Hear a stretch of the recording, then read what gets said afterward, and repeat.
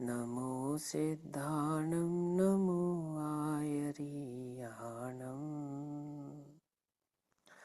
नमो अध्यायाणं नमो लोये सवसाहुणम्।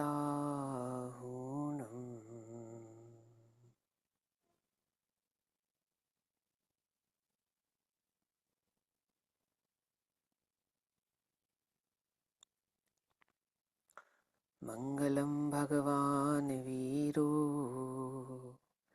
मंगलम गौतमो गणी मंगलम कुंद कुंदार्त्यो जैन धर्मोस्तु मंगलम। सर्वमंगल्य मांगल्यम सर्वकल्याणिकारकम् प्रधानां सर्वधर्माणां जैनं जयतु शासनम्। सर्वव्यापीकचिद्रूप स्वरूपाय परात्मने सौपलब्धि प्रसिद्धाय ज्ञानानंदात्मने नमः।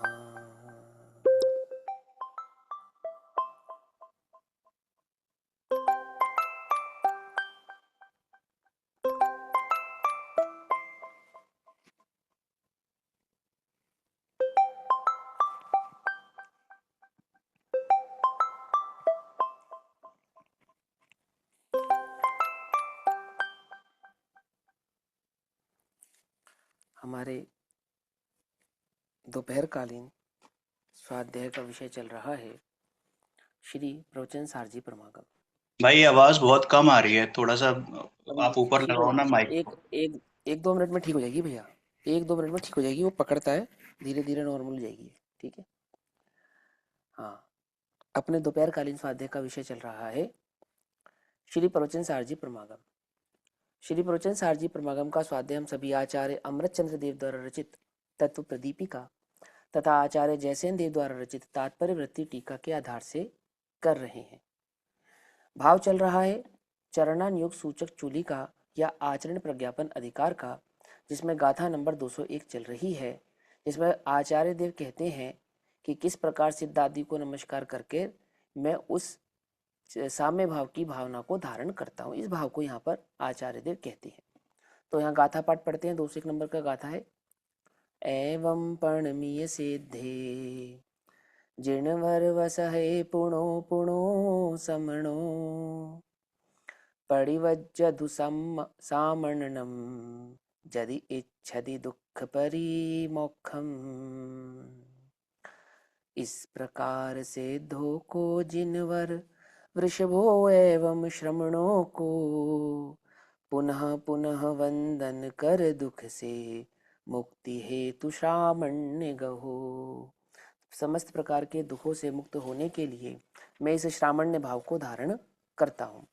अब इस गाथा पर जो आचार्य जयसेन देव की टीका चल रही है 201 नंबर की गाथा पर, वह 215 नंबर की टीका का हम यहाँ पर स्वाध्याय कर रहे हैं। तात्पर्य वृत्ति गाथा नंबर 215। मूल गाथा 201 है। आचार्य जयसेन देव द्वारा जब टीका गई तो ये हो गई 215। यहाँ कहते हैं 531 नंबर का पेज, जहां तक हमने कल पढ़ा था उसके आगे चलेंगे। ठीक, यहाँ कहते हैं प्रणाम करके स्वीकार करें। किनको प्रणाम करके स्वीकार करें? तो पहले विपरीत लक्षण कहेंगे। सम्यक लक्षण समझाना है ना, तो सम्यक लक्षण समझाने से पूर्व विपरीत लक्षण कहते हैं।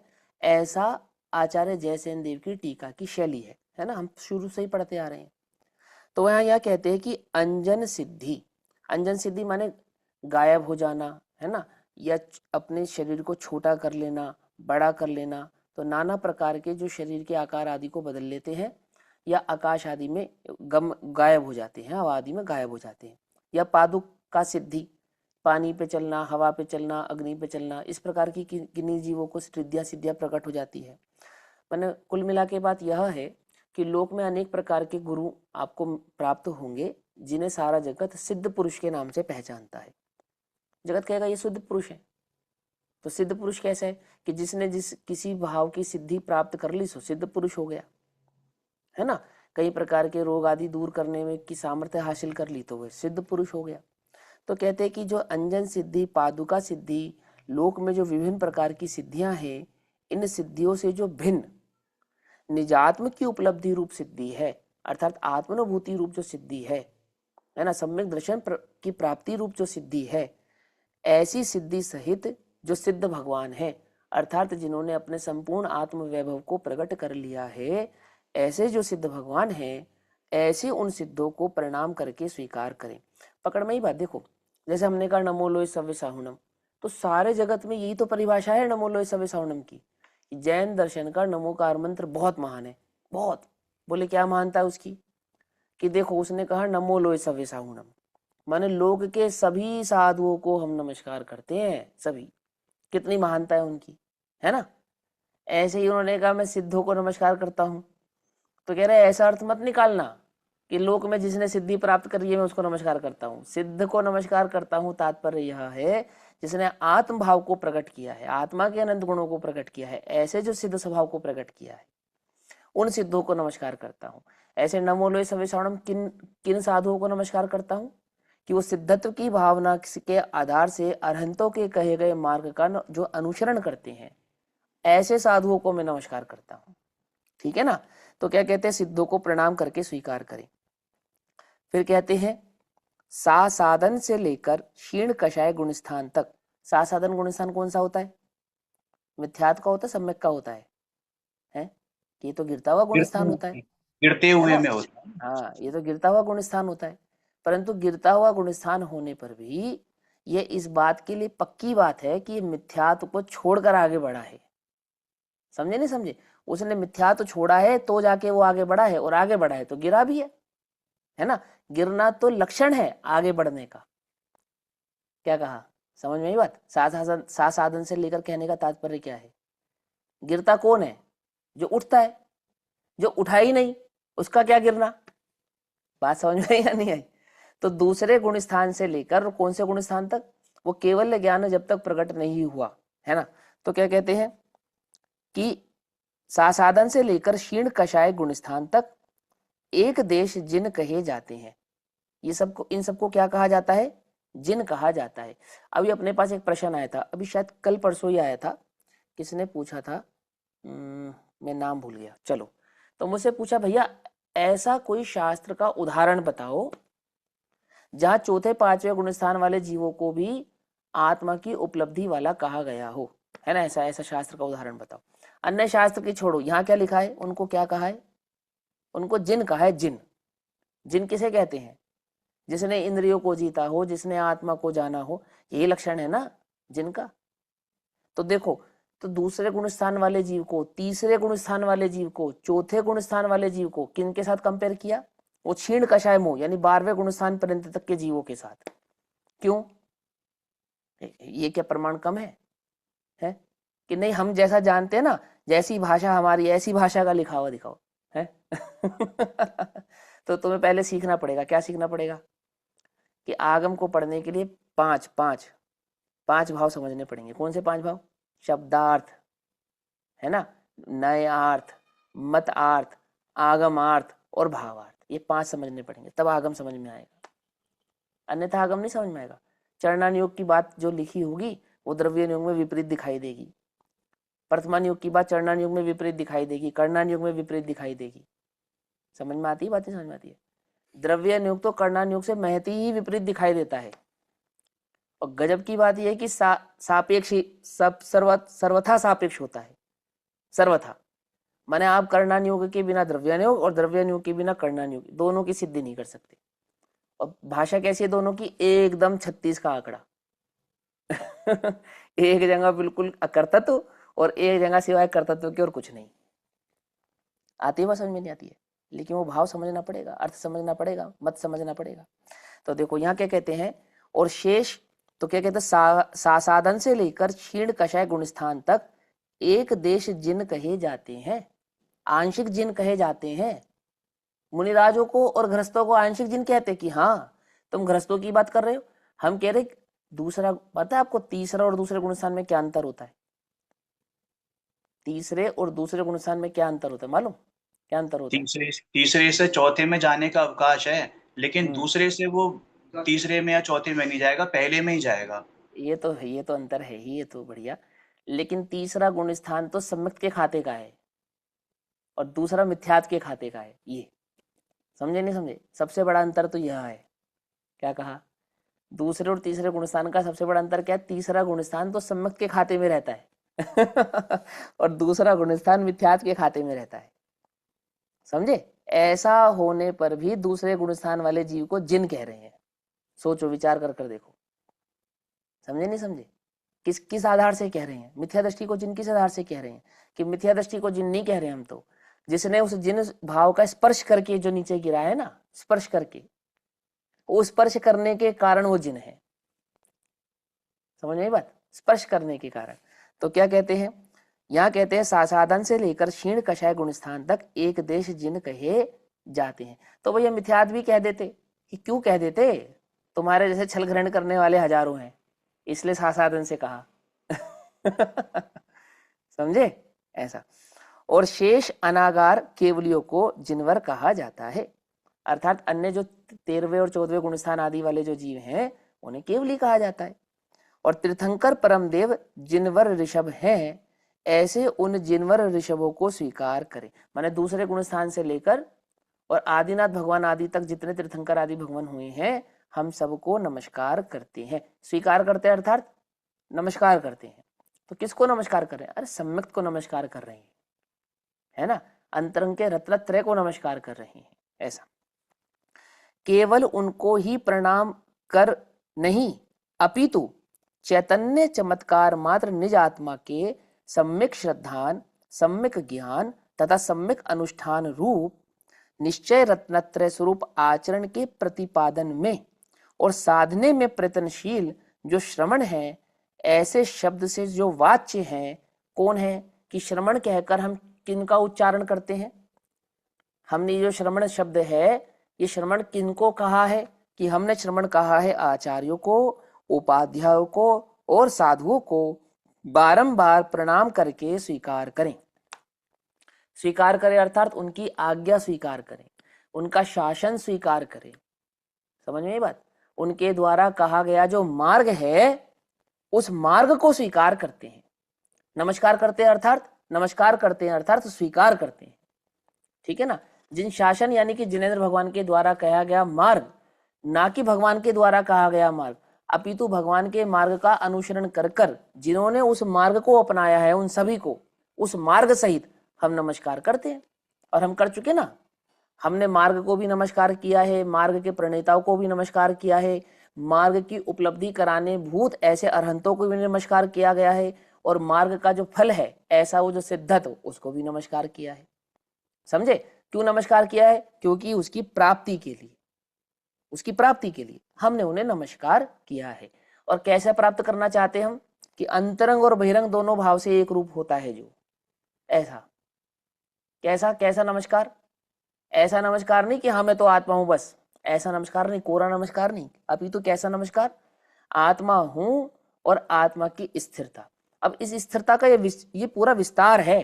क्या विस्तार है? कि बाहर से मोह आदि का टूटना, 5 इंद्रिय विषय कषायों से रुचि का घटना, अंतर में चैतन्य की रुचि का बढ़ना, चैतन्य की रुचि के साथ साथ अंतरंग में कषायों का घटना, कषायों के घटने से गुणस्थानों का बढ़ना, और गुणस्थानों के बढ़ने से द्रव्यलिंग और भावलिंग दोनों का प्रकट होना। ये सब क्या है?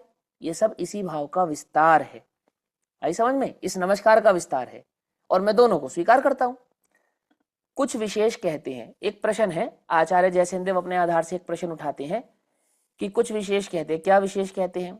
कि पहले ग्रंथ प्रारंभ के काल में साम्य भाव का आश्रय लेता हूं।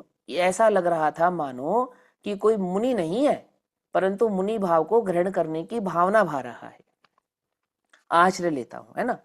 इस प्रकार शिव कुमार नामक महाराज प्रतिज्ञा करते हैं, ऐसा कहा गया है। उन्होंने कहा कि शिव कुमार नामक एक महाराज हैं। शिव कुमार नाम आचार्य अमरचंद्र देव का ही दूसरा नाम भी मान सकते हैं आप, है ना? ऐसा कह सकते हैं। आचार्य कुंद देव ने जिसके लिए उपदेश किया, ऐसा उपदेश को प्राप्त करने वाला शिव का इच्छुक यानी मोक्ष का इच्छुक जो शिव कुमार नामक मुनिराज है। सभी मुनिराज शिव कुमार हैं, कोई पर्टिकुलर एक महाराज का नाम शिव कुमार नहीं है। तो उस मुमुक्षु को शिव कुमार कह रहे हैं आचार्य जयसेन, ऐसा समझ सकते हैं। तो कहते हैं कि जब ग्रंथ की प्रतिज्ञा की थी ना प्रारंभ में, जब चौथे पांचवें नंबर की गाथा कही थी, तो वहां तो आपने ये कहा था कि शिव कुमार नामक महाराज प्रतिज्ञा करते हैं, ऐसा कहा गया था। किंतु इस समय मेरा आत्मा चारित्र को प्राप्त करता है, ऐसा कहा जा रहा है। तो ये तो पूर्वा पर विरोध लग रहा है। पहले तो लग रहा था कि कोई महाराज ही भावना भा रहे हैं, और अब ऐसा लग रहा है कि महाराज तो नहीं है परंतु महाराज पने को प्राप्त करने की भावना भा रहे हैं। तो हमें ये दो बातों में थोड़ा सा ना अंतर समझ में नहीं आ रहा है। तो उसका समाधान करते हैं, कहते उसका निराकरण करके कहते हुए आचार्य कहते हैं कि ग्रंथ प्रारंभ से पहले ही दीक्षा ग्रहण करने वाले जीव की अपेक्षा मैं साम्य को प्राप्त करता हूं, ऐसा कहा था, है ना। दीक्षा तो दीक्षार्थी तो है ही, दीक्षा तो उसने प्राप्त कर ही ली है, और दीक्षा प्राप्त करने के पश्चात वह कहता है कि दीक्षा प्राप्त करने के बाद कि मैं इस परम वीतराग भाव चारित्र को प्राप्त करता हूं, स्वीकार करता हूं। माने साम्य भाव अर्थात क्या है, शुद्धोपयोग, उस शुद्धोपयोग को मैं प्राप्त करता हूं। किंतु यहाँ ग्रंथ करने के बहाने से भावना परिणति किसी भी आत्मा को दिखाते हैं कि इस साम्य भाव को प्राप्त करने वाला अकेला मैं नहीं, कोई भी साम्य भाव को प्राप्त कर सकता है ना। यहाँ तो पर की अपेक्षा से कहने का तात्पर्य इतना है कि हमने तो इस साम्य भाव को प्राप्त कर लिया है। कब प्राप्त कर लिया है? पहले ही प्राप्त कर लिया है। लेकिन अन्य कोई इस साम्य भाव को प्राप्त करना चाहता हो तो कौन कर सकता है? कि कोई भी कर सकता है। समझे नहीं समझे? कोई भी कर सकता है। और एक नियम उन्होंने लगा ही दिया। कौन सा? कि जो ज्ञान तत्व प्रज्ञापन और ज्ञेय तत्व प्रज्ञापन में जैसा वस्तु का स्वरूप कहा है, इतना जो जानता है, इतना जिसकी समझ में आ गया, ऐसा वह जीव इस चारित्र साम्य भाव को अंगीकार कर सकता है। उसको जानने के पश्चात अंगीकार करता है ना, ये नियम तो बतला ही चुके। दर्शन विशुद्धि की भावना के प्रथम से जो भाव प्रकट होता है। तो यहाँ क्या कहते हैं? किंतु यहाँ ग्रंथ करने के बहाने की भावना परिणत किसी भी आत्मा को दिखाते हैं, किसी भी शिव कुमार महाराज को अथवा दूसरे किसी भव्य जीव को चारित्र स्वीकार करते हुए दिखलाते हैं। ठीक, इस कारण से इस ग्रंथ में पुरुष का नियम नहीं है कि ये किसी पर्टिकुलर किसी एक व्यक्ति के लिए कहा गया है, और ऐसा भी नियम नहीं है कि काल का नियम हो। काल का माने कि चौथे काल की बात है कि नहीं, ऐसा नहीं है। ये चौथे काल और पांचवें काल की बात नहीं है, और ये सिर्फ आचार्य अमरचंद्र देव या किसी शिव कुमार नामक मुनिराज के लिए कहा गया था, उसकी बात नहीं है। अपितु किसकी बात है?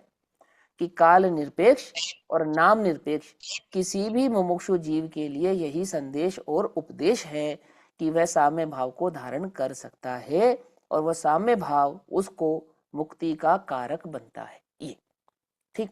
अब गाथा क्रमांक 202 कि श्रमण होने का इच्छुक पहले क्या करता है, उसका उपदेश करते हैं। बिल्कुल एकदम स्टार्टिंग से शुरू करते हैं कि जिसको श्रमण्य की भावना भानी हो वो क्या करता है।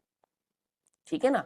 तो क्या करता है? तो ये समझाते हैं कि वो बंधु वर्ग आदि से विदा मांगता है, आदि आदि इस भाव से समझाते, एक भाव से समझा रहे हैं। ये राजमार्ग है। एक अपवाद मार्ग भी होता है। क्या? कि जंगल में मुनिराज मिले, अंतरंग में भावना वैराग्य भावना प्रबल हो गई, बस ले ली दीक्षा, खत्म। थोड़ी ना जाएंगे पहले पूछेंगे, सबसे बात करेंगे और सब करेंगे। वर्तमान युग में हजारों कहानी पढ़ते हैं वैसी, है ना। दिगंबर मुनिराज के दर्शन हो गए, सम्य दर्शन की प्राप्ति हो गई, अंतरंग में वीतराग चारित्र प्रकट होने लगा, और मुनिराज से दीक्षा ग्रहण मांगी और दीक्षा प्राप्त हो गई। ऐसा भी होता है। स्वयं दीक्षित भी हो जाते हैं।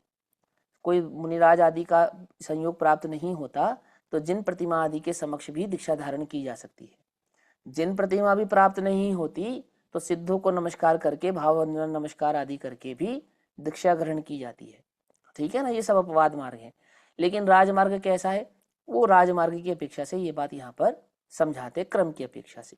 देखो यहाँ कहते हैं, आपिच्छ बंधु अग्गम विमोचिदो गुरु कल्लत पुत्तेहिम आसिज्जनान दंसन चरितववीर्यायारम बंधु वर्ग से विदा मांग कर गुरु कलत्र सुत से हो मुक्त, दर्शन ज्ञान चरित्र वीर तप, आचारों को धारण कर। तो कहते हैं इस प्रकार के 5 आचरणों का धारण करता है कौन?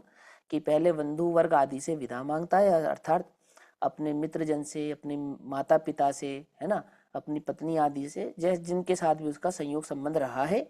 और गुरु कलत्र सुत से हर प्रकार से मुक्त होकर, हर प्रकार के बोझ से मुक्त होकर वह इन पंचाचारों को धारण करता है। देखो, श्रामण्यार्थी, श्रामण्य किसको कह रहे हैं? साम्य भाव की भावना भाने वाले जीव को श्रामण्य कह रहे हैं, ठीक है ना। और साम्य भाव किसको कह रहे हैं? कि वीतराग चारित्र को साम्य भाव कह रहे हैं। और वीतराग चारित्र किसका नाम है? कि प्रचुर स्वयं संवेदन की अवस्था का नाम ही वीत साम्य भाव वीतराग चारित्र है, ठीक। और वह प्रचुर स्वयं संवेदन किसको होता है? कि मुनिराजों को होता है। और मुनिराज कौन होते हैं? कि जो गृहस्थ अवस्था त्याग कर, जिन लिंग धारण कर कर 28 मूल गुण आदि का निरतिचार पालन करते हैं, 22 परिचय आदि सहते हैं, वे कौन कहलाते हैं?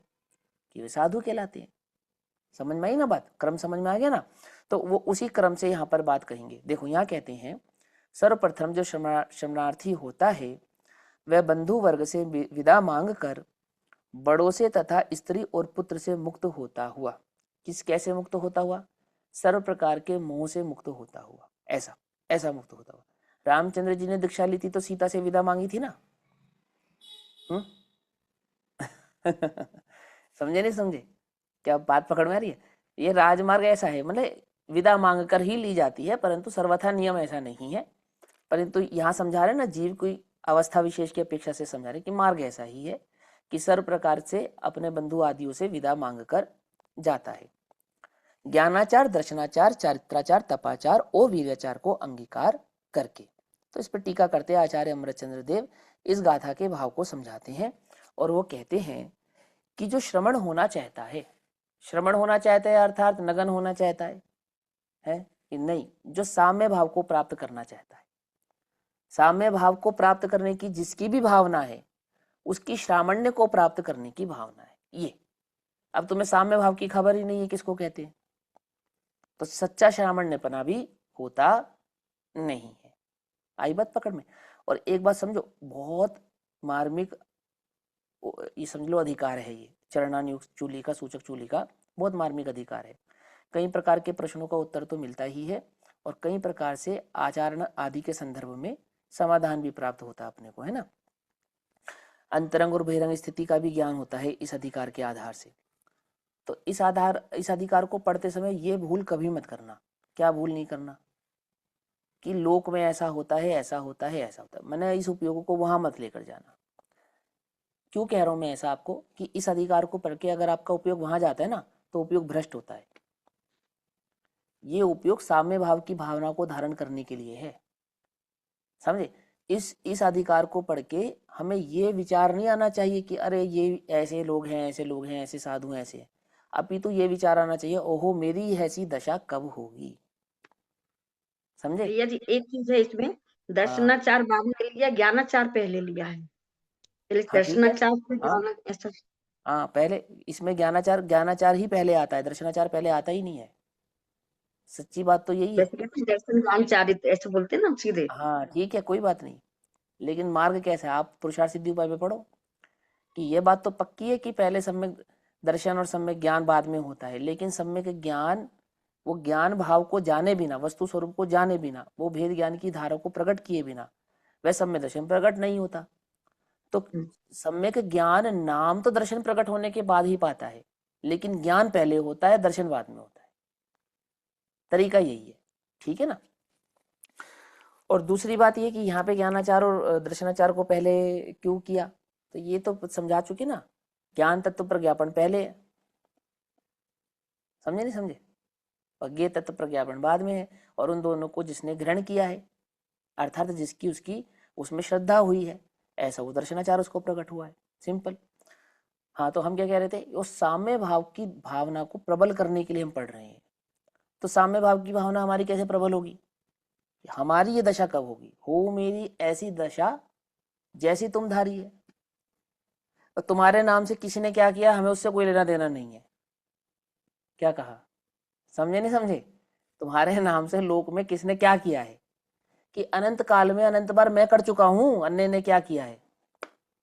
यहाँ मैं नाम धर रहा हूं ना सारी दुनिया को, वो ऐसा है, वो ऐसा है, वो है। अरे हम अपनी क्या कहें? अब कब लोग कहे कहानी, तुम जानत केवल ज्ञानी, है ना वो लाइन है ना। और क्या क्या कहूं मैं तुमसे, क्या क्या नहीं कर चुका हूं मैं। बात पकड़ में आती नहीं आती है? भगवान महावीर स्वामी के जीव को जब समय दर्शन आदि भाव प्रकट हुआ ना, जाति स्मरण ज्ञान हुआ, तो क्या विचार आया कि मैं ऐसा था, ऐसा था, ऐसा था, है ना। इस भूल कर, अपने स्वभाव को भूल कर इस जगत में मैंने क्या कुछ नहीं किया, क्या कुछ नहीं किया। तो भूल मेरी अधिक आई। बात पकड़ में आ रही है नहीं? ये उपयोग बिल्कुल भ्रष्ट नहीं करना कि कौन किस भाव का पालन करता है और नहीं करता है, हमें नहीं मालूम। हमें बस इतना मालूम है कि कब धन्य सु अवसर पाऊं जब ऐसी दशा मैं भी प्राप्त करूं, इस भावना से। ठीक, तो देखो यहाँ क्या कहते हैं, जो श्रमण होना चाहता है उसको कह रहे हैं, उसको कह रहे हैं जो श्रमण होना चाहता है। जो श्रमणों, ये श्रमण है और ये श्रमण नहीं है, जो इस चक्कर में पड़ा है उसके लिए नहीं कह रहे हैं हम, उसके लिए नहीं कह रहे हैं। किसके लिए कह रहे हैं? जो श्रमण होना चाहता है उसके लिए कह रहे हैं कि मैं श्रमण होना चाहता हूं, होना चाहता हूं नहीं होना चाहता, पूछो अपने आप से। कि नहीं भैया वो तो व्यवहार है, हेच है, जड़ की कीड़ा है। अरे प्रभु, तुझे वस्तु स्वरूप की खबर नहीं है, अभी पता नहीं है तुझे, मुनिपना कहते किसी है ना। जो श्रमण होना चाहता है वह पहले ही बंधु वर्ग से अर्थात सगे संबंधियों से विदा मांगता है। विदा मांगता है, कैसे विदा मांगता है कि सुनो भैया हमारी प्रॉपर्टी का इतना हिस्सा तुम रख लेना, इतना उनको दे देना, इतना उनको दे देना, है ना। ऐसे ही मांगता होगा विदा। और सुनो आपस में लड़ना नहीं। है कि विदा मांगता है, अर्थात भैया अभी विदा कैसे मांगता है वो भी बतलाएंगे, विदा कैसे मांगता है ये भी बतलाएंगे, है ना। मैं ना कहकर हम आचार्य के शब्दों में पढ़ेंगे तब ज्यादा हमें मजा आएगा। तो कहते विदा मांगता है गुरुजनों अर्थात बड़ों से तथा स्त्री और पुत्र से अपने को छुड़ाता है। तो पकड़ के रखते हैं ना उसे, तो अपने को छुड़ाता है। ठीक। कि अपने को छुड़ाता है अर्थात उनसे जो मोह का संबंध है, उनसे जो राग का संबंध है ना। वह जो अंतरंग में वीतराग प्रणति का बाधक है, ऐसा जो चारित्र मोह है उस मोह को कम करता है, छोड़ता है, त्याग करता है, अर्थात अपने स्वरूप में अपने उपयोग की स्थिरता की भावना भाता है। और ज्ञानाचार, दर्शनाचार, चारित्राचार, तपाचार तथा वीर्यचार को अंगीकार करता है, वह इस प्रकार है। अब यहाँ आचार्य अमरचंद्रदेव टीका करके समझाते हैं कि किस प्रकार है। तो कहते हैं बंधु वर्ग से इस प्रकार विदा लेता है। अहो इस पुरुष के शरीर के बंधु वर्ग में प्रवर्तमान आत्माओं है, पुरुष के शरीर में ऐसा क्यों, स्त्री के शरीर में क्यों नहीं? समझ में आई बात कि नहीं समझ में आई? समझे?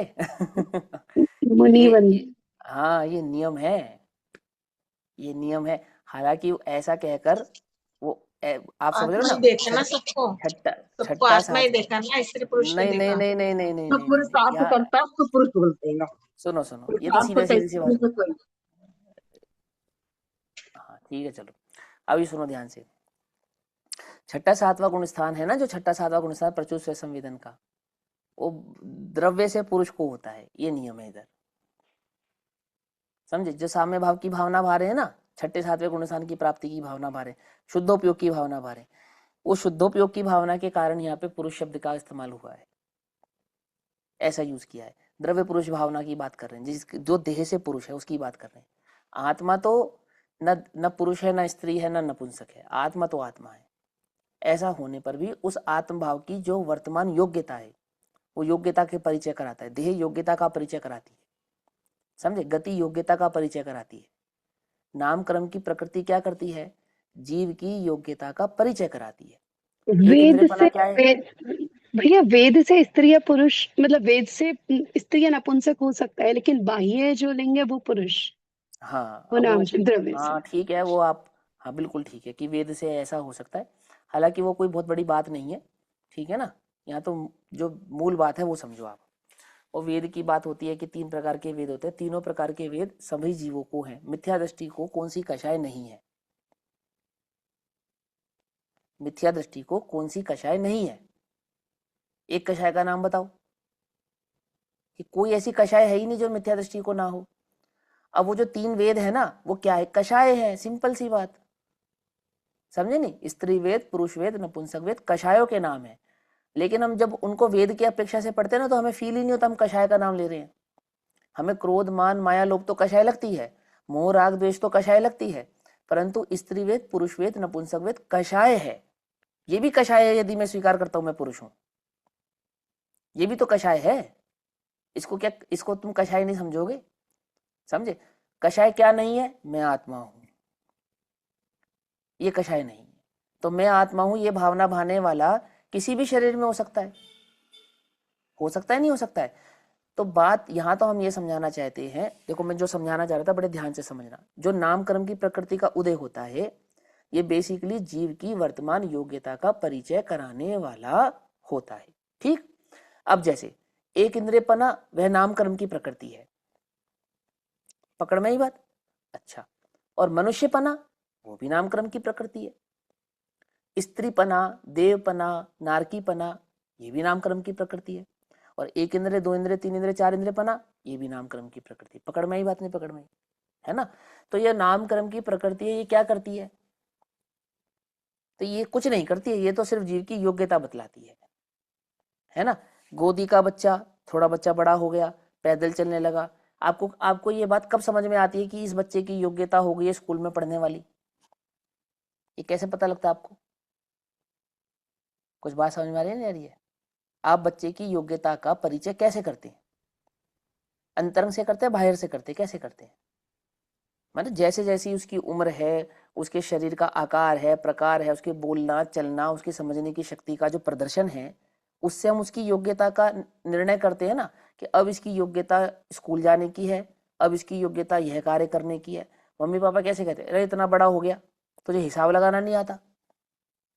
तो क्या कह रहे कि अरे तू जिस योग्यता में अभी विद्यमान है, इस योग्यता में क्या करना तुझे चाहिए, कि तुझे इतना इतना कार्य तो करना आना चाहिए। कभी किसी माँ ने कहा 6 महीने के बच्चे से, तुझे इतनी भी अक्ल नहीं है कि पोटी जाना हो, शूशु जाना हो तो पहले मुझे बता दे? कहा किसी ने? किसी ने नहीं कहा। क्यों नहीं कहा? आपको कैसे पता कि आपकी बात नहीं समझेगा वो? आपको कैसे मालूम? अरे हमें योग्यता समझ में आ रही है उसकी भैया, बात पकड़ में आ रही नहीं आ रही है? ऐसे ही एक इंद्रियादिपना, 4 गतिपना क्या है? वो जीव की योग्यता का परिचय कराने वाला है। असंगी को उपदेश नहीं करते। क्यों नहीं करते? योग्यता। पकड़ में आई बात? नहीं पकड़ में आई? संगी को उपदेश करते हैं। सो संगी में भी किसको उपदेश करते हैं? संगी में भी किसको उपदेश करते हैं? ये जो विशुद्धादि भाव, विशुद्धि लब्धि, विशुद्धि लब्धि, क्षयोपशम लब्धि वाले को नहीं करते हैं। क्या कहा? क्षयोपशम लब्धि वाले को उपदेश नहीं करते हैं, विशुद्धि लब्धि वाले को उपदेश करते हैं। मालूम ये नहीं मालूम? तुम्हें क्या लगता है जगत के जितने मलेच्छ हैं उनका क्षयोपशम तुमसे कम है क्या? क्या समझते हो तुम? अरे तुमसे तीव्र 3 गुना अधिक होगा, 10 गुना अधिक होगा। करो जाओ उपदेश। तो हाथ में तलवार लिए खड़ा हो और तीव्र क्रोध में हो, उसको उपदेश करोगे क्या? क्या जिसकी भावना यही हो कि तुझे मारने से मुझे स्वर्ग होगा, तो तू उसे क्या समझाएगा? इसलिए मुनिराज तीव्र कषाय जीवों को उपदेश नहीं करते, उपसर्ग करते हैं ना वो, तो क्या करते हैं? मौन रहते हैं। सिंपल। कषाय के आधार से किए गए प्रश्नों का उत्तर मुनिराज नहीं देते। क्यों नहीं देते? क्योंकि तस्य देशना नास्ति। अरे वो क्षयोपशम लब्धि वाला है ना, संगी पंचेंद्रिय है, संगी पंचेंद्रिय दर्शन और क्षयोपशम लब्धि हो, उसे उपदेश करना चाहिए नहीं करना चाहिए? कि नहीं नहीं, जिस पे कम से कम विशुद्धि लब्धि हो उसको देशना लब्धि की का उपदेश किया जाता है। पकड़ में आ रही बात? नहीं पकड़ में आ रही? क्या कह रहे हैं? आपको मैंने कई बार उदाहरण दिया ना कि एक शिकारी हाथ में चिड़िया पकड़कर मुनिराज के समक्ष पहुंचा। ऐसा लोक में उदाहरण चलता है, लोक में ऐसी अटपटी बातें बहुत चलती है।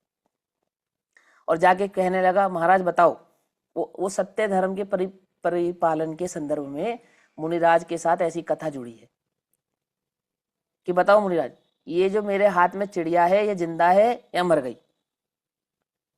तो क्या उत्तर प्राप्त होता है मालूम? कि मुनिराज विचार करेंगे कि यदि मैंने इसको कहा जिंदा है तो ये भी दबा के मार देगा, तो वो क्या कहेंगे? तो वो कहते हैं कि ये मर गई, ऐसा। या फिर वो कहते हैं कि भाई इसकी जान तो तेरे हाथ में है, ऐसा। ऐसे दो प्रकार के आंसर लोक में मिलते हैं। मैं इस आंसर को बिल्कुल स्वीकार नहीं करता, बिल्कुल एकदम कतई। उपसर्ग है ये मुनिराज पर उपसर्ग। एक जीव की हिंसा का कारक बनकर कोई जीव मुनिराज के समक्ष पहुंचे तो मुनिराज इसका उत्तर देंगे जिंदा या मर गई, वो उपसर्ग जानकर मौन हो जाएंगे। वो उत्तर नहीं दिया फिर क्या करेगा? चिड़िया को छोड़ के मुनिराज को मारेगा नहीं मारेगा? उनको कहेगा नहीं कहेगा तुम्हें काहे के मुनि, तुम्हें जरा भी अक्ल नहीं है, तुम्हें जरा भी समझ नहीं है? क्या किया था श्रुत सागर महाराज ने? क्या किया था? अपने श्रुत का व्याख्यान कर कर आए थे 4 मंत्रियों के समक्ष। तो क्या हुआ बाद में? प्रायश्चित प्राप्त करना पड़ा ना। क्यों? तस्य देशना नास्ति। समझे? आचार्य का ज्ञान श्रुत सागर के ज्ञान से थोड़ा था क्या? और वहां जो अन्य 699 साधु बैठे थे, क्या उनके पास जिनागम का ज्ञान नहीं था? था ना। लेकिन उन्होंने उत्तर नहीं दिया उन 4 मंत्रियों की बात का। क्यों नहीं उत्तर दिया? कर सकते थे ना, उत्तर कर सकते थे ना। प्रश्न ही तो पूछा था, उत्तर देना चाहिए था या नहीं देना चाहिए था? बोलो। मंत्रियों ने प्रश्न पूछा था, कि मंत्रियों ने नहीं पूछा था प्रश्न, कषाय ने पूछा था। समझे? और कषाय को उत्तर नहीं देते मुनिराज। सुनो मुमुक्षु, हे मोक्षार्थी जीवो, कषायों को उत्तर नहीं देते। समझ में आ रही बात? नहीं समझ में आ रही? क्या अर्थ समझ में आया? तुमने हमें ऐसा कह दिया, तुमने हमें वैसा कह दिया। अरे कषाय को उत्तर नहीं देते भाई, कषाय को उत्तर नहीं देते। कोई तुम्हारा अपमान करे, है ना, तुमसे अच्छे से बात ना करे, क्या नहीं करना चाहिए? उत्तर नहीं देना चाहिए, मौन रहना चाहिए।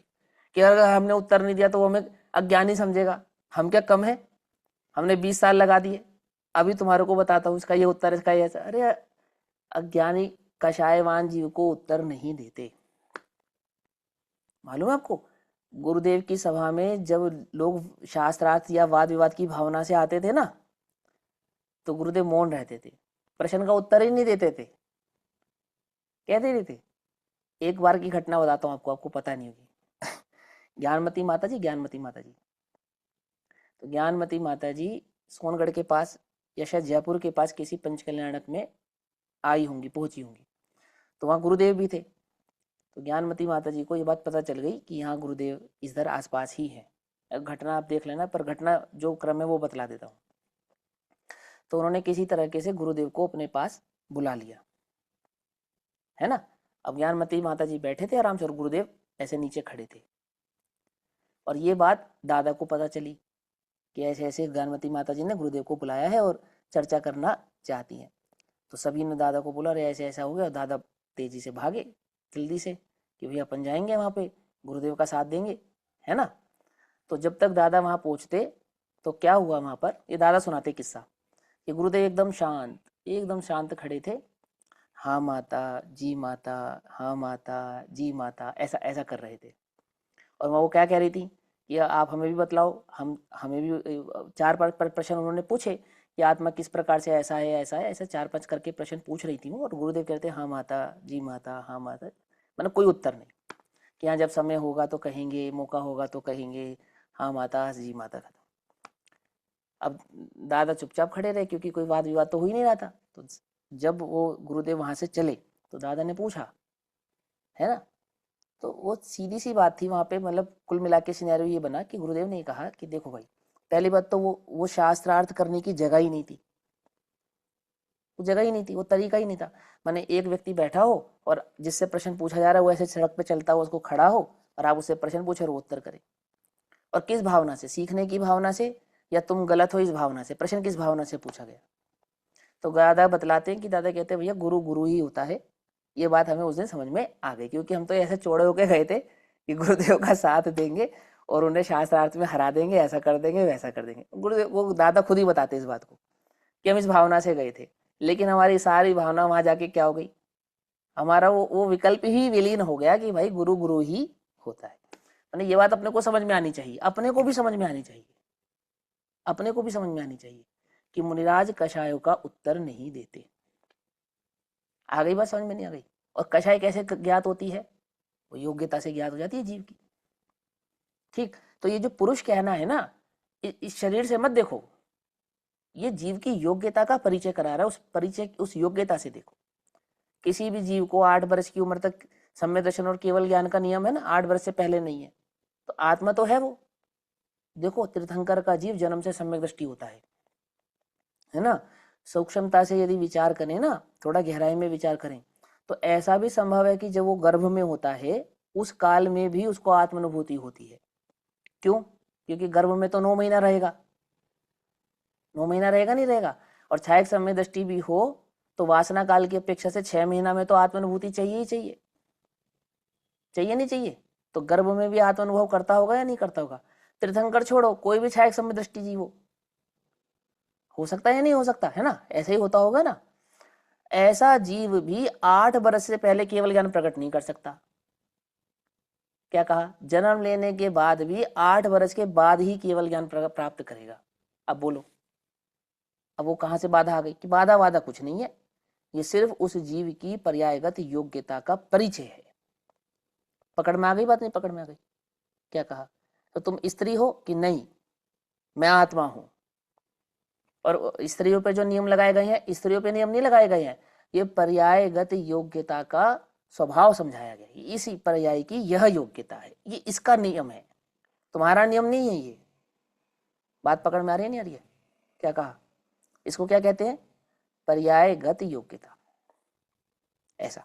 तो देखो क्या कहते हैं, अब यहां कहते हैं कि बंधु वर्ग से इस प्रकार विदा लेता है। अहो, इस पुरुष के शरीर के कौन से शरीर के? द्रव्य शरीर के।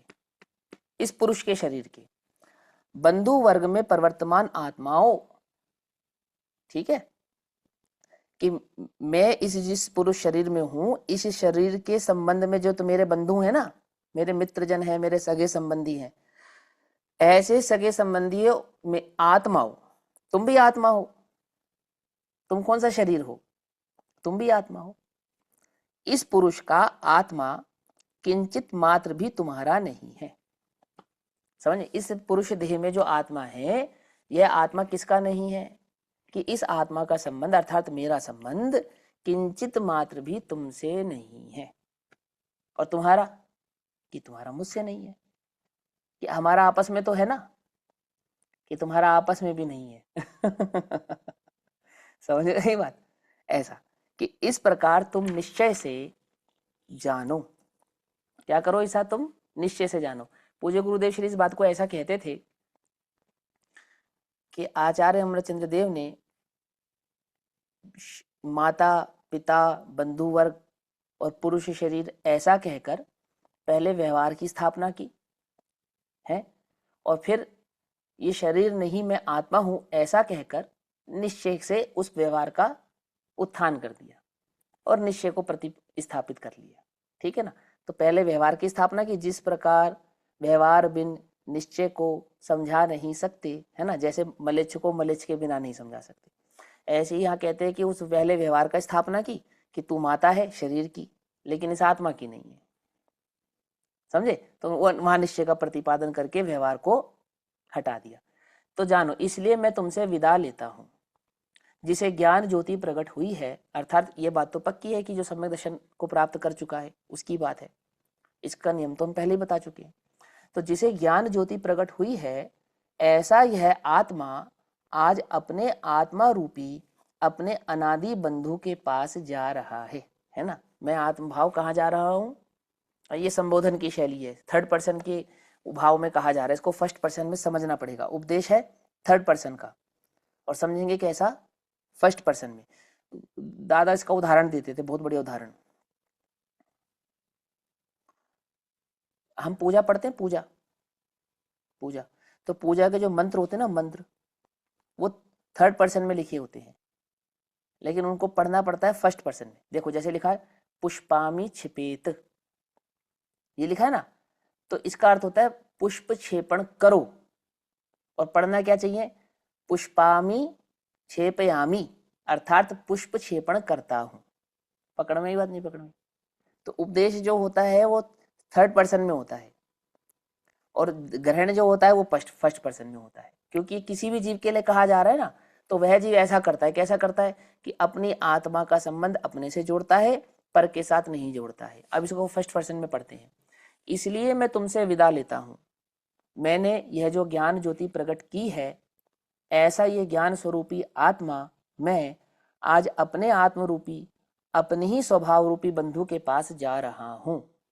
समझ में ही बात, पकड़ में ही बात। ऐसा, अहो इस पुरुष के शरीर के जनक पिता के आत्मा, आत्मा को क्या कहा कि तुम आत्मा ये हो। अनादि बंधु किसको कहा है? हाँ, अनादि बंधु किसको कहा? अनादि मैं बंधु का स्वयं, है ना मैं स्वयं, अनादि मेरा बंधु। रत्न, मैं स्वयं, मेरी स्वयं की परिणति, मेरा रत्नत्रय का परिणाम, मेरा शुद्धोपयोग, वो मेरा बंधु है। क्योंकि बंधु क्यों है वो मेरा? कि प्रियजन तो उन्हें कहते हैं जो हमारे सुख को चाहते हैं, उन्हें प्रियजन कहते हैं। और शुद्धोपयोग ही मेरा वह प्रियजन है जो मुझे परम सुख में स्थापित कर देता है। पकड़ में ही बात, नहीं पकड़ में? अनंत सुख की स्थापना में प्राप्त करा देता है। तो मेरा वास्तविक बंधु कौन है? कि मेरा वास्तविक बंधु तो मेरा शुद्धोपयोग है। उस शुद्धोपयोग का फल क्या है? कि उस शुद्धोपयोग का फल केवल ज्ञान है। ऐसा, जैसे लोक में सुदामा का बंधु श्री कृष्ण, तो श्री कृष्ण के समक्ष जाने पर सुदामा को क्या हुआ? कि सुदामा के सारे दुख दूर हो गए, हो गए नहीं हो गए? उसकी गरीबी दूर हो गई, उसके जो भी उसकी परेशानियां थी सारी दूर हो गई। तमेव बंधु च पिता तमेव तुम्हें माता, है ना, कि तुम ही सब कुछ हो। तो क्यों हो? क्योंकि मेरे समस्त प्रकार के दुखों का अभाव करने में तुम समर्थ हो। तो यहाँ कहते हैं कि मेरा बंधु कौन है? कि मेरा बंधु मेरा आत्मा है। क्यों? क्योंकि अपने आत्मा का आश्रय लेकर ही मेरे समस्त प्रकार के दुखों का अभाव होता है। जगत के अन्य किसी जीव का आश्रय लेकर या पदार्थ का आश्रय लेकर तो मेरे दुख का अभाव नहीं होता, ना वो मेरे दुख के अभाव करने में समर्थ है। तो जो मेरे दुख का ही अभाव करने में समर्थ ना हो, अपितु मेरे दुख का ही कारक बने, क्या तो वह मेरा बंधु थोड़ी हुआ? आज बात समझ में नहीं? तो कहते हैं कि मेरा वास्तविक बंधु तो मेरा अपना आत्मभाव है, और तुम मेरा बंधु तो तुम्हारा मेरा कोई बंधत्व नहीं है। ऐसा, अहो इस पुरुष के शरीर के जनक पिता, तो कहते हैं पुरुष के शरीर के जनक के आत्मा, अपने पिता है क्या कहते हैं? कि हे पिता, तुम पिता नहीं, तुम भी आत्मा हो, है ना। भले ही तुम्हारे निमित्त से इस शरीर का जन्म हुआ है। समझे नहीं समझे? फिर क्या कहते हैं? अहो इस पुरुष के शरीर की जननी माता, ये माता, तू माता नहीं, तू भी आत्मा है। भले ही तेरे निमित्त से, तेरे शरीर के निमित्त से मेरे इस शरीर का प्रादुर्भाव हुआ है, जन्म हुआ है ना। इस पुरुष का आत्मा तुम्हारे द्वारा जनित उत्पन्न नहीं है। क्या कहा? भले ही तुम्हारे निमित्त से, तुम्हारे शरीर के निमित्त से इस शरीर की उत्पत्ति लोक में हुई हो, ऐसा देखा गया है, परंतु वास्तव में क्या है कि ना तो तुम मेरे आत्मा के जनक हो, है ना, और ना तो तुम मेरे जाया हो, और ना मैं तुमसे जन्मा हूं। ऐसा। अभी देखो इसमें एक बात ये ध्यान से समझो कि ये भाव तो बहुत स्थूल लिखा गया है, बहुत सहजता से, और आपको वैराग्य भाव समझ में आवे इस भावना से लिखा गया है, परंतु इस भाव के अंतर्गत वो पुद्गल का स्वरूप और जीव का स्वरूप जो आपने ज्ञेय तत्व प्रज्ञापन में भली प्रकार से समझा था, वो तो गर्भित ही है ना। कि पुद्गल की रचना पुद्गल से होती है, पुद्गल की अपनी गुणवती शक्ति के आधार से होती है, और पदार्थ जगत में ना कोई बनता है ना बिगड़ता है। आत्मा के असंख्यात प्रदेशों में घटना बढ़ना नहीं होता, है ना, कहीं से आता नहीं जाता नहीं, आदि आदि सब तो जानता ही है ना। तो ये सारा ज्ञान उसके अंतरंग में बैठा है, और फिर वो कहता है कि हे माता, तू मेरी माता नहीं है, हे पिता, तू मेरा पिता नहीं है। कि नहीं, हमने तुझे जन्म तो दिया है, कि हाँ बात तो सही है, परंतु वास्तव में देखा जाए तो कि ना तो तूने इस देह को जन्म दिया है, और ना तुझसे इस आत्मा का ही जन्म हुआ है। ऐसा वास्तव में निश्चय से देखा जाए, व्यवहार में तो ऐसे ही कहते हैं, निश्चय से देखा जाए तो ना ही मेरा तुमसे कोई संबंध है, ना ही तुम्हारा मुझसे कोई संबंध है। आई बात समझ में? ऐसा यहाँ कहते हैं। तो क्या कहते हैं?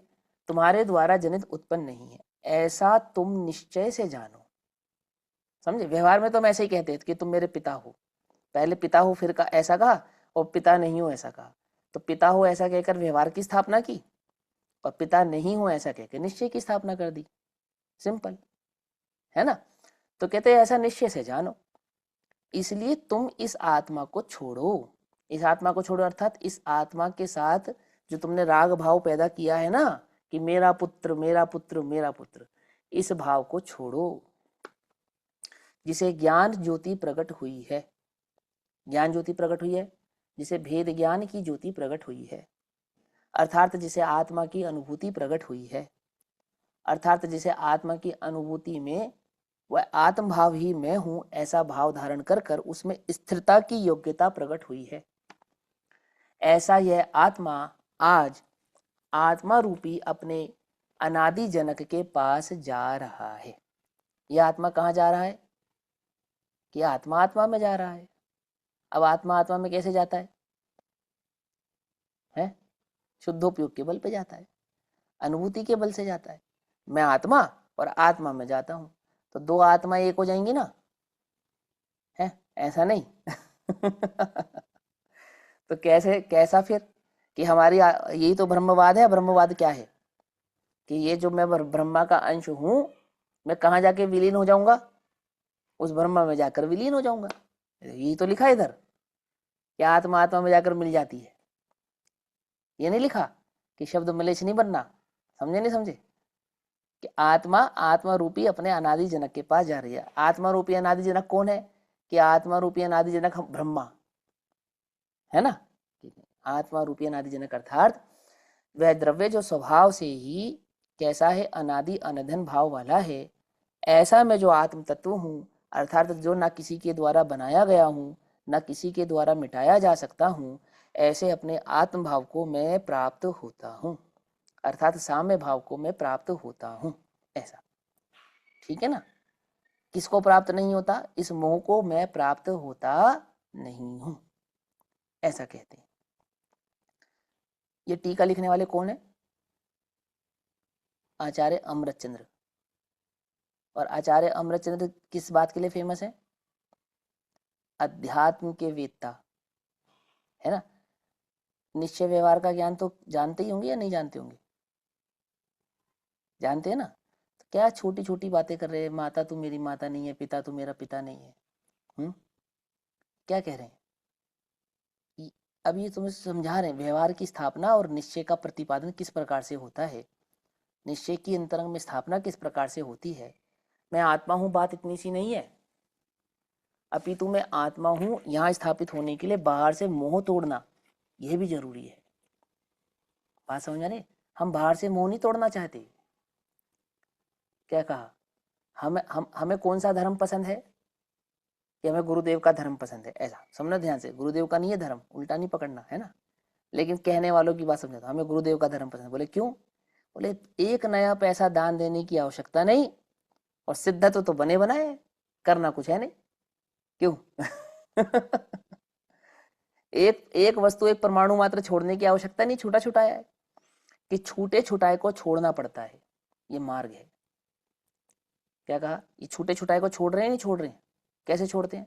उससे मोह का त्याग होता है, तब आत्मा में अंतरंग में रुचि, आत्मा की अंतरंग में संधि, आत्मा में अंतरंग की लगन होती है। इसको थोड़ा और विपरीत भाव से समझो।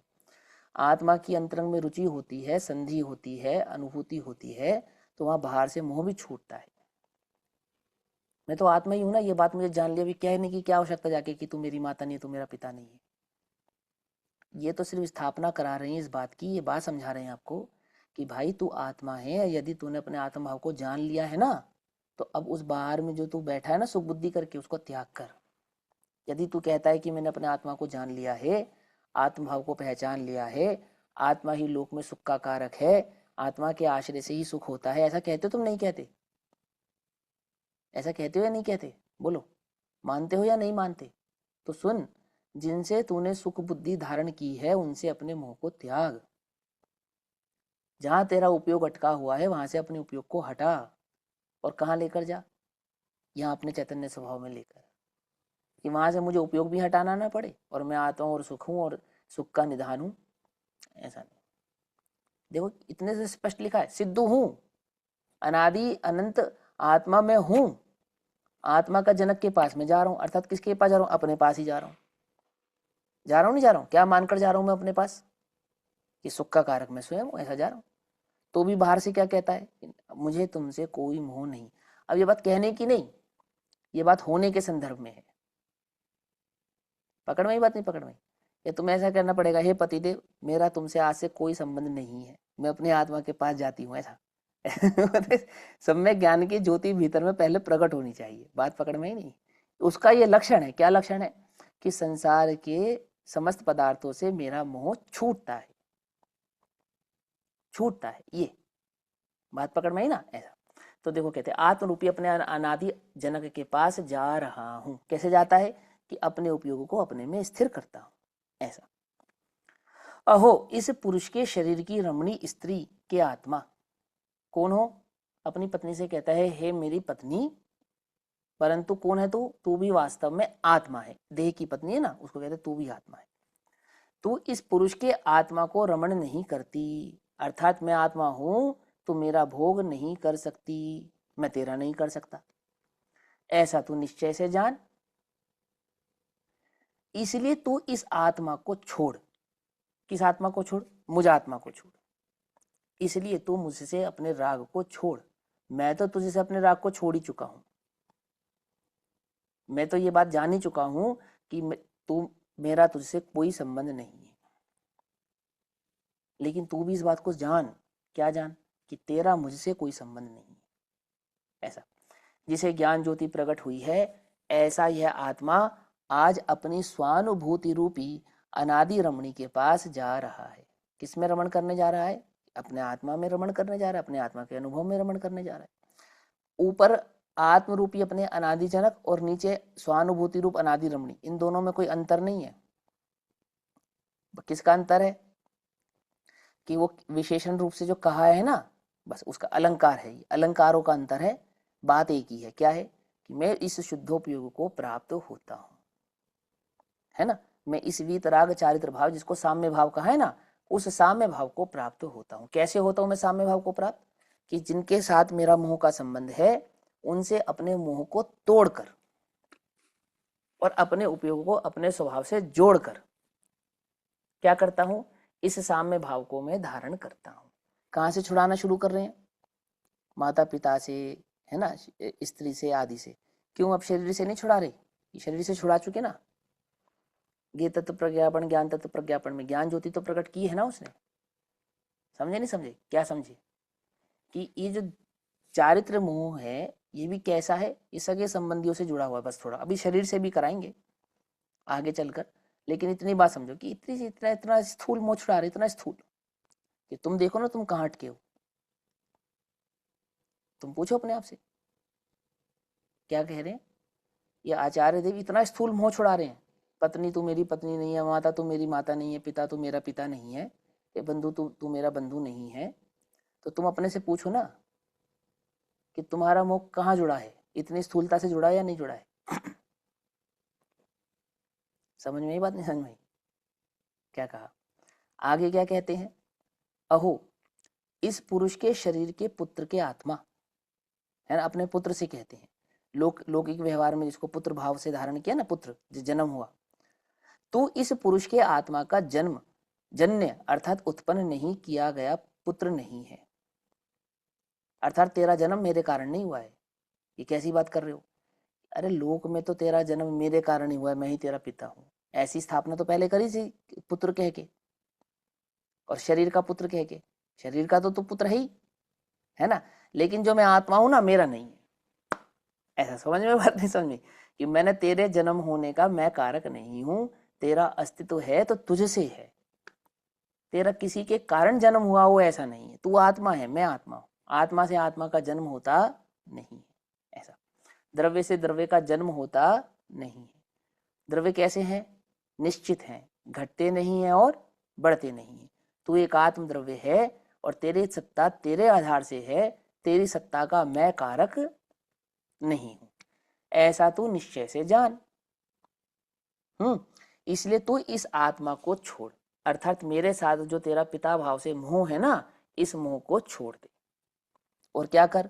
जिसे ज्ञान ज्योति प्रकट हुई है, ऐसा मैं आत्मा, यह आत्मा अर्थात मैं आत्मा, जिसे ज्ञान ज्योति प्रकट हुई है, अर्थात जिसे सम्यक दर्शन भाव प्रकट हुआ है, जिसे साम्य भाव की रुचि लगन प्रकट हुई है, जिसे अंतरंग में वीतराग चारित्र जोर मार रहा है।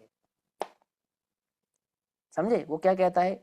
वो कहता है ऐसा यह मैं आत्मा आज अपने आत्म रूपी अपने अनादि जन्य के पास जा रहा हूं, इसलिए इस प्रकार बड़ों से, स्त्री से, पुत्र से अपने को छुड़ाता है। अभी 3 उदाहरण दे दिए, इस प्रकार सभी से छुड़ा लेता है।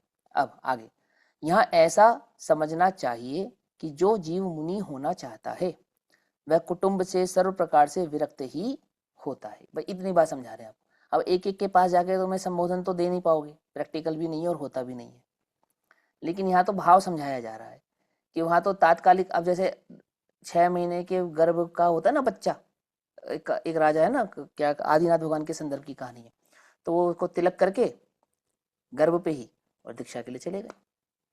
अब सुनो ध्यान से, और वहां थे राजमहल में, युद्ध करके आए थे, और वो घटनाक्रम वैराग्य का प्रसंग बना, तो प्रसंग जानकर बस वहीं तिलक करके चले गए, अर्थात उसके भरोसे छोड़कर चले गए। अब ये शैली है, तिलक करके जाना माने वो शैली है। वो तिलक कर रहे थे, वो कायदा ऐसा सब काम नहीं हुआ होगा। अंतरंग में जब वैराग्य प्रबल होता है ना, तब ये सब भाव नहीं होता है कि किसको देना, किसको लेना, किसको छोड़ना, किसको कहना, किसको त्यागना, ये सब परिणाम नहीं होता है। भावना वैराग्य की जब प्रबल होती है तो वैराग्य के आधार से ही होती है। लेकिन हम सेकंड पुरुष, थर्ड वचन और प्रथम वचन के भाव को या भेद को समझते नहीं है, तो ऐसे ही अर्थ निकालते हैं। समझे नहीं समझे? वैराग्य से पूर्व अपनी क्या दशा है, वैराग्य भाव को धारण करने से पूर्व अपनी क्या दशा है। जब मुझे मुनि दिगंबर दशा धारण करने का विचार आएगा, अंतरंग में विकल्प आएगा, तो मेरी वो दशा कैसी होगी कैसी होगी कि हाथों में मेहंदी वेहंदी लगवा के सारे जगत को जाके पहले बोलाऊंगा कि भैया मैं जा रहा हूँ, मेरा तिलक कर दो, मैं जा रहा हूँ, मैं तिलक कर दो। क्यों? ये सब के लिए अवकाश नहीं रहता। इसके अंतरंग में वैराग प्रबल होता है, इस सब के लिए अवकाश नहीं रहता। वो दूल्हे जैसा पहले सजे और फिर दीक्षा धारण करे, ये सब नहीं होता है। ये ये सब बिलोना नहीं होता वगैरह जो होता है सब बेकार की बातें हैं। हाँ, बिलोना ये सब नहीं होता है। ये तो प्रतीकात्मक होता है।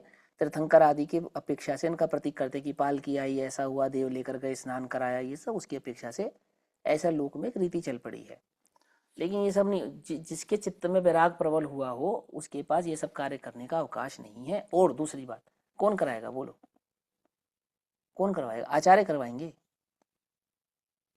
हैं? वो जो अंतरंग में वैराग्य की परिणति के, अंतरंग में आत्मा का अनुभव करने वाले, प्रचुर संवेदन वाले हैं, जिन्हें वैराग्य से ही रुचि है, वो ये राग रंग की बातें कराएंगे क्या?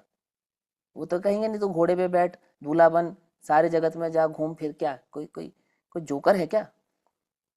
पहले पुराने जमाने में वो मस्खरे होते थे, उन्हें गधे घोड़े पे बैठा के सारे जगत में घुमाते थे, सारा जगत उनके पीछे पीछे नाचता गाता बजाता था।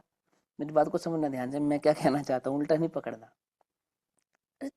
अंतरंग में जिसके वैराग्य प्रबल हुआ है, तीव्र वैराग्य प्रबल हुआ है, अब वो नेमिनाथ भगवान बारात छोड़ के जा रहे हैं, तुम बाराती बना के उसको दौड़ा रहे हो समझना ध्यान से, है ना।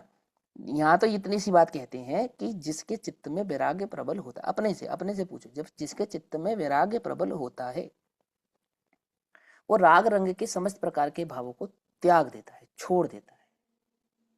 ये समझो किसके साथ उसका संबंध है, कि जिसके साथ भी उसका जो भी संबंध है, फिर वह माता ही क्यों ना हो, पिता ही क्यों ना हो, पुत्र हो, स्त्री हो, ये सबसे प्रमुख संबंध है, सबसे मूल मेन संबंध है ना। इन सब का भी मोह त्याग देता है, इन सब से भी किसी प्रकार का कोई विशेष मोह रखता नहीं है। ऐसा यहाँ यह समझाना चाहिए कि जो जीव मुनि होना चाहता है वह कुटुंब से सर्व प्रकार से विरक्त ही होता है, इसलिए कुटुंब की संपत्ति से ही मुनि होने का नियम नहीं है। ठीक है ना। इस प्रकार कुटुंब के भरोसे रहने पर तो यदि कुटुंब किसी प्रकार से सहमति ही नहीं दे तो मुनि ही नहीं हुआ जा सकेगा, है ना। इस प्रकार कुटुंब को सम्मत करके ही मुनित्व को धारण करने का नियम ना होने पर भी कुछ जीवों के मुनि होने से पूर्व वैराग्य के कारण कुटुंब को समझाने की भावना से पूर्वोक्त प्रकार के वचन निकलते हैं। ऐसा वैराग्य के वचन सुनकर कुटुंब में यदि कोई अल्प संसारी जीव हो तो वह भी वैराग्य को प्राप्त हो जाता है। बस इतनी सी बात यहाँ पर कही है। अभी समय हुआ, इसकी चर्चा हम समय अनुसार आगे करेंगे। तब तक के लिए सभी को जय जिनेन्द्र। ओम नमः सिद्धेभ्यः। भाई हाँ भैया बोलिए। अभी जो बीच शुरुआत जब हुई थी ना इसकी, तो आपने ये कहा था जैसे जो क्षायिक सम्यक दृष्टि होते हैं हाँ तो उनको गर्भ के काल में अनुभव होता है। वो हाँ, अगर हम विचार से वासना काल की अपेक्षा से समझे तो, पूरी बात समझो मैंने क्या कहा, वासना काल की अपेक्षा से समझे तो का क्या मतलब है। अब कोई ऐसा कहे कि भैया इसका कोई आगम में प्रमाण है क्या, तो देखो प्रमाण तो प्राप्त होता नहीं है सीधे सीधे तौर पर, लेकिन ये इतनी सी बात है कि जो सम्यक दृष्टि जीव होते हैं उनके सम्यक दर्शन के रहने का जो नियम है वो आत्मानुभूति से है।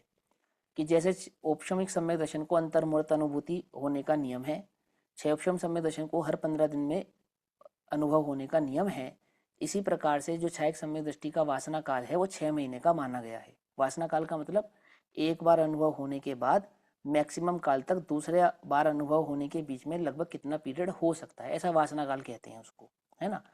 अब ये सीधे तौर पे तो कहीं उपलब्ध नहीं है, लेकिन ऐसा आगम से समझ में आता है ना, ऐसा तर्क या युक्ति से ऐसा हम समझ सकते हैं। तो उस अपेक्षा से ऐसा कहते हैं कि कोई जीव गर्भ में है, क्षयिक सम्यक दृष्टि है, भाई औपशमिक सम्यक दृष्टि है या क्षय उपशम सम्यक दृष्टि है उसका तो छूट सकता है, छूट गया। लेकिन क्षयिक सम्यक दृष्टि तो वही है ना जिसका नियम से कभी सम्यक दर्शन छूटेगा ही नहीं। और तीर्थंकर आदि का जीव है या अन्य भी कोई जीव है क्षयिक सम्यक दृष्टि, तो उसका जन्म आदि जब मनुष्य गति में होता है तो 9 महीने गर्भधारण के साथ ही होता है, ये भी नियम है। तो जब 9 महीने तक वो गर्भ में रहेगा तो आत्मानुभूति करेगा या नहीं करेगा, सीधा क्वेश्चन है। अब वासना काल की अपेक्षा से देखा जाए चाहे तो 6 महीने के भीतर उसे आत्मानुभूति होनी चाहिए, है ना। पकड़ में ही बात नहीं, पकड़ में ही। तो उस अपेक्षा से ये बात कही जाती है कि भाई वहां पे भी तो होता ही है ना। मैंने तो ये कहना चाहता हूँ कि 6 महीने का बालक हो, 1 वर्ष का बालक हो, 8 वर्ष का बालक हो, जन्म से सम्यक दृष्टि हो तो भी केवल ज्ञान प्रकट करने की योग्यता नहीं रखता। क्यों? क्योंकि केवल ज्ञान प्रकट करने की योग्यता का नियम 8 वर्ष के बाद है। अनादि मिथ्या दृष्टि को सम्यक दर्शन भी 8 वर्ष के बाद, है ना। और किसी जीव का सम्यक दर्शन छूट गया, छूटने के बाद वो मनुष्य गति आदि में जन्म लेता है, तो वहां पे भी जब दोबारा सम्यक दर्शन प्रकट करेगा तो 8 वर्ष के बाद ही करेगा। आई बात समझ में नहीं समझी, ऐसा नियम है। तो वो वही साइक समझाने के सम्यक लिए, व्यवहार दर्शन और का नीति को मतलब, समझाने के लिए। साइक सम्यक दर्शन का मतलब तो यही होता है ना, दर्शन मोह का क्षय हो जाना, सत्ता हाँ, का। क्षय हो जाना, सत्ता का क्षय हो जाना, सत्ता का क्षय हो जाना, दर्शन मोह की सत्ता का क्षय हो एक जाना। बार गुरुदेव से भी ये प्रश्न पूछा गया था तो उन्होंने भी यही जवाब दिया था कि इसका आगम प्रमाण कोई नहीं मिलता। तो इस हाँ बारे प्रमाण, में कोई हाँ मतलब अनक्लियर सा आंसर था, तो वो अभी भी अनक्लियर ही सही रह रहा है कि मतलब ऐसा कैसे संभव है कि गर्भ काल में अनुभव वो नहीं, मतलब। क्या क्यों संभव नहीं है, क्या आपत्ति है उसमें। संभव यह तो है, क्यों नहीं है? गर्भ काल में ज्ञान है। सुनो सुनो, लाइक ज्ञान अभिमन्यु को भी तो जब भी वो वो तो गर्भ काल में बताया गया था ना, गर्भ में ही सीखा था अभिमन्यु वो ठीक है, सतयुग का। क्षायिक क्षायिक सम्यक दृष्टि की जीव की योग्यता, वो तो जीव की योग्यता है, बस जीव की योग्यता को समझो। और जो उसने दर्शन मोह के अभाव रूप योग्यता प्रकट की है ना, क्षायिक सम्यक दर्शन उसकी योग्यता ही तो दिखा रही है। हमने उसके सम्यक दर्शन को क्षायिक नाम दिया, तो किसी भी जीव के सम्यक दर्शन को क्षायिक, या किसी भी जीव के सम्यक दर्शन को उपशम, या किसी भी जीव के सम्यक दर्शन को क्षयोपशम कैसे कह सकते हैं हम, कैसे कहते हैं कि उसी के सापेक्ष जो कर्म प्रकृति होती है उसके उदय उपशम क्षय आदि की अपेक्षा से उस आमुक जीव के सम्यक दर्शन को नाम दिया जाता है ना, ऐसे ही है ना। पकड़ में ही बात नहीं, पकड़ में। तो वो जो जो कर्म की प्रकृति है वो क्या बतला रही है, जीव की योग्यता बतला रही है। तो क्षायिक सम्यक दर्शन जिस जिस प्रकृति के आधार से हमने इस जीव के सम्यक दर्शन को क्षायिक नाम दिया, पकड़ना ध्यान से, है ना, कि ये सम्यक दर्शन क्षायिक सम्यक दर्शन है, तो उस क्षायिक सम्यक दर्शन की योग्यता बतला रहे हैं हम, उसकी ऐसी योग्यता है, सिंपल। कि कैसी योग्यता है कि वो गर्भ में भी आत्मानुभूति कर सकता है, लेकिन ऐसा होने पर भी 8 वर्ष से पहले केवल ज्ञान प्रकट नहीं कर सकता। क्यों? कि ये भी उसकी योग्यता है। बात पकड़ में आई नहीं, हम तो तुम्हें योग्यता समझा रहे कि पर्यायगत योग्यताएं समझाने के तरीके हैं ये। कर्णानुयोग पूरा क्या समझा रहा है, पर्यायगत योग्यता समझा रहा है बस, और कुछ नहीं। कर्ता थोड़ी बना रहा है, कर्म के कारण जीव की अवस्था और जीव के कारण कर्म की अवस्था नहीं होती, ऐसा नहीं सिखा रहा वो। वह तो बस इतना बतला रहा है कि जब जीव की ऐसी ऐसी योग्यता होती है तो कर्मों में इस प्रकार की प्रकृतियां आदि होती हैं। बात पकड़ में आती है नहीं आती है ना। पर ऐसा यहाँ नियम समझना चाहिए, जैसे बारिश बरसती है तो मिट्टी बरसात के संयोग से क्या करती है, कोई लाल, कोई पीले, कोई काले, कोई हरे, ऐसे फूल उगाती है। किसी मिट्टी में लाल, पीले, काले कलर के कोप यानी कि कीड़े पैदा हो जाते हैं। तो बोले बरसात ने पैदा किए हैं क्या? कि बरसात ने पैदा नहीं किए। तो मिट्टी ने पैदा किए हैं क्या? कि मिट्टी ने भी पैदा नहीं किए। तो फिर पैदा कैसे हो गए? कि मिट्टी और बरसात के संयोग से अपनी योग्यता से इस रूप हो गए। ये उदाहरण दिया ना प्रचन सार जी में, दिया नहीं दिया? ऐसे ही कर्म के उदय से जीव की योग्यता होती है कि नहीं, और जीव के कारण कर्मों में होती है कि नहीं? तो फिर क्या होती है कि जीव की अपनी होती है, कर्मों की अपनी होती है, लेकिन हम कर्म की परिणति से जीव की योग्यता का अनुमान लगाते हैं। ऐसा पकड़ में ही बात नहीं? पकड़ में नाम कर्म की प्रकृति से जीव की योग्यता, मोह कर्म की प्रकृति से जीव के संवेदन आदि की योग्यता, चारित्र कर्म की प्रकृति से जीव के गुण स्थान आदि की योग्यता, ये योग्यता का परिचय कराते हैं। ठीक या नहीं? वो कर्मों की वो आपकी वो फिलॉसफी सारी समझ में आती, लेकिन वो ये क्लिक नहीं कर पा रहा कि गर्भ में कैसे अनुभूति, वो अभी तक फिक्स नहीं हो पा रहा। वो ठीक है, योग्यता है, केवल लेकिन गर्भ वो में यही मानना तीर्थंकर पड़ेगा के जीव के लिए तो कहते हैं कि गर्भ में पद्मासन में बैठा होता है। लेकिन वो कैसे होता है? आत्मानुभूति जैसे जीव जब करता है शारीरिक सम्यक दृष्टि भी, तो वो 8 वर्ष के बाद ही नहीं करता है। 1 वर्ष का बालक कर लेगा आत्मानुभूति। मतलब अब मेरे मुझे को तो लगता है कि हम तो शारीरिक वासना सम्यक दृष्टि में वासना आत्मानुभूति काल तो अलग 6 होगी। महीने वासना काल तो 6 महीने का ही रहने वाला है ना। यानी आप ये कहना चाहते हो कि और किसी किसी जीव ने शारीरिक जन्म से सम्यक लेकर दर्शन में ये वाला रूल किसी नहीं जीव होता। ने किसी जीव ने नहीं होता ऐसा तो नहीं पढ़ा हमने।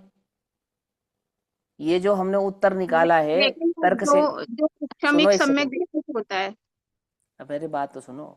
जो ये तर्क निकाला कि उसको गर्भ में सम्यक दर्शन होता, अनुभूति होती है, तो ये तर्क किसी आधार से तो निकाला होगा, या ऐसे निकाल दिया, मन से निकाल दिया अपने? कोई आधार है ना इसका? आपने सवाल किया कि ऐसा हो सकता है कि जन्म से लेकर 8 वर्ष तक उसको आत्मानुभूति ही ना होती हो, क्षयिक सम्यक दृष्टि को। आपने क्वेश्चन किया ना, तो उसका उत्तर यह है कि नहीं हो, ऐसा होता ही नहीं है। बोले आप कैसे कह सकते हो? ये तो बात ही है ना, वासना काल का नियम तो लिखा ही है ना। तो उससे तो ये बात सिद्ध होती है कि आत्मानुभूति 8 वर्ष तक ना हो, ऐसा तो हो ही नहीं सकता। भैया ऐसा तो हो ही नहीं सकता। हाँ, पंचम गुण स्थान के लिए दर्शन तो 8 चला नहीं वर्ष जाएगा है। ना। एक एक करके। हाँ, क्या? पंचम गुण स्थान के लिए तो 8 वर्ष की है आयु के लिए, हाँ, लेकिन हाँ अनुभूति के लिए कोई आयु सीमा नहीं है। नहीं, अनुभूति के लिए आयु सीमा नहीं है, ऐसा नहीं। अनादि हाँ मिथ्या दृष्टि हो और नहीं छायक सम्यक दृष्टि, दृष्टि की बात कर रहे हैं। हाँ, छायक सम्यक दृष्टि भी छायक नहीं है। सम्यक दृष्टि की बात हाँ, कर रहे हैं। छायक हाँ। सम्यक जैसे दृष्टि जो भी नहीं। क्षमिक सम्यक दृष्टि होता है, उसका अगर वो 6 महीने में ना करे तो उसका सम्यक तो मिथ्यात्व में कन्वर्ट हो सकता है। लेकिन शारीरिक हाँ, सम्यक दृष्टि के साथ तो ऐसा कोई वो ही नहीं है ना रूल कि इसी उसका से सम्यक इसी तो मिथ्यात्व में कन्वर्ट हो इसी जाएगा। से तो तो इसलिए इसी तो इसी से तो मिथ्यात्व नियम होने निकाला। की संभावना ही नहीं है। अरे इसी को वासना काल कहते हैं, यही तो कह रहे हैं। और क्या कह रहे हैं? उसका वासना काल तो 8 वर्ष तक पहुंच जाएगा ना इस हिसाब से। नहीं, कहाँ मतलब लिखा है बताओ? वासना काल की 8 वर्ष अगर की तर्क योग्यता से नहीं। बात करते हैं, अगर थोड़ी बहुत अगर हम अपना तर्क लगा के बात करते हैं, हम कंफर्म नहीं कह सकते बिना आगम के। अरे वो तो भैया, है ही है। अपना तर्क भी आगम के अनुसार तर्क लगता है ना। रखते हैं तो अपना तर्क भी आगम के अनुसार लगेगा ना, या हमारे अनुसार लगेगा? नहीं, तर्क कैसे हमारे लगता है? अनुसार नहीं लगेगा ना। तो वासना काल का जो नियम है वो कितना है आगम के अनुसार? वासना 6 काल का महीने मैक्सिमम समय कितना है? 6 महीने है 6 महीने है, समय सीधी बात है। अब एक बात होगी, दूसरी बात, वासना काल किसे कहते हैं बताओ? दो पिताजी को अनुभूतियों बताने के दो। बीच में कम से कम इतना समय होना चाहिए। दो अधिक से अधिक, अधिक से अधिक अधिक कितना से समय अधिक होना? गैप इतना होना चाहिए। 2 अनुभूतियों के बीच का अधिक से अधिक का समय का गैप है, ये वासना काल कहलाता है। तो ये वासना काल का नियम किस किस पे लगता है? अनुभूति धारक जीवों पे लगता है लगेगा वो तो। है ना? अनुभूति धारक जीवों पे लगेगा ना। तो छायक सम्यक दृष्टि अनुभूति धारक जीव हुआ ना, तो उस पे वासना काल का जब नियम लगाएंगे तो कितना बैठेगा? 6 महीने तो बैठेगा। सीधी सी बात है। 8 वर्ष का वासना काल तो हमने नहीं पढ़ा, कहीं नहीं पढ़ा। अगर वो ऐसा होता तो ये बात तो मेंशन की जा सकती थी कि अधिक से अधिक वासना काल। जब देखो, अच्छा एक बात सुनो, आपकी बात का एक तर्क देता हूं मैं। 6 उपशम सम्यक दर्शन की अवधि मैक्सिमम कितनी होती है? 66 साल। अरे 66 साल। जिनसे वो पूछ रहा हूँ उनको जवाब देने दो भैया। हाँ बोलो। 66 उपशम सागर सम्यक गलत 33 गलत सागर है, प्लस 33 सागर कुछ समय ऐसे करके। गलत है, गलत। अब पढ़ लेना आप, फिर मैं बताता हूँ। सुनो, मैक्सिमम अवधि कितनी है? 33 15 दिन जमा के उस 33। हिसाब से कहेंगे तो। अरे कमाल है, अब मैं बता रहा हूँ, सुन ही नहीं रहे। अच्छा सुनो, 6 उपशम सम्यक दर्शन की मैक्सिमम अवधि है 33 जमा 33 जमा 33 जमा 33, 4 बार होता है। 132 मालूम? सागर 132 सागर है। तो आपने 132 तो नहीं बोली, आपने तो एक 66 समय बोली। का भैया, बीच में एक समय का मेरे ख्याल रहता है अंतराल, हाँ है ना? हाँ, अरे आंटी जी सब पता है, हाँ। अब जो समझा रहा हूँ वो समझो ना, अब करना नहीं, थोड़ी पढ़ा रहे हैं हम आपको। हम तो ये समझा रहे हैं कि क्षयोपम सम्य दर्शन की मैक्सिमम अवधि 132 सागर होती है एक समय के फ्लक्चुएशन के साथ। अब वह हालांकि वो एक समय का नहीं है, एक अंतर मुहूर्त का है, लेकिन तुम एक समय मानो, कोई बात नहीं, अपने को उस चक्कर में नहीं पड़ना। लेकिन कही क्या जाती है, कही जाती है 66 सागर। तो दोनों बातें आगम में प्राप्त होती है ना, 66 भी प्राप्त होती है और मैक्सिमम 132 भी प्राप्त होती है, और दोनों को मैक्सिमम कहते हैं। 66 को भी मैक्सिमम कहते हैं और 132 को भी मैक्सिमम कहते हैं। बात पकड़ में ही। तो वासना काल 6 महीने का मैक्सिमम है, तो 8 वर्ष का भी मैक्सिमम हो सकता था ना, और कहा जा सकता था, क्या आपत्ति उसमें, कहीं तो कहा जा सकता था।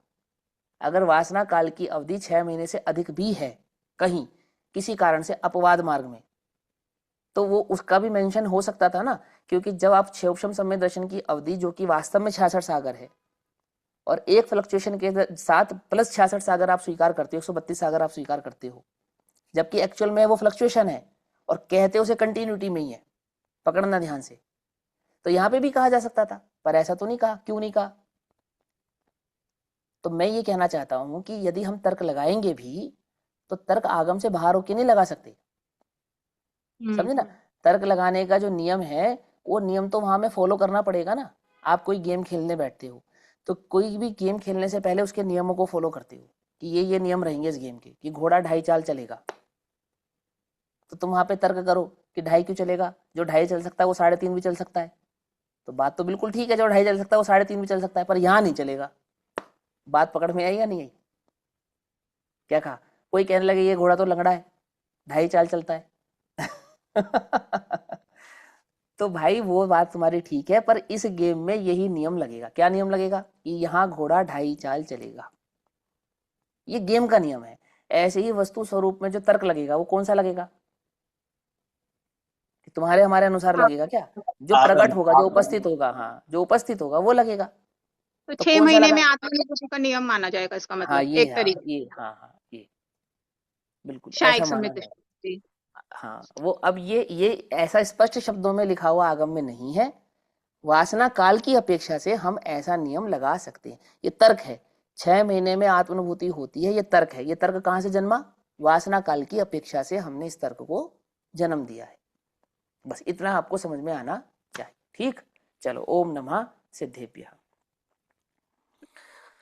निज निधि निज में बताई यह अनंत उपकार है, उसके लिए जिनवाणी माँ को वंदना शत बार।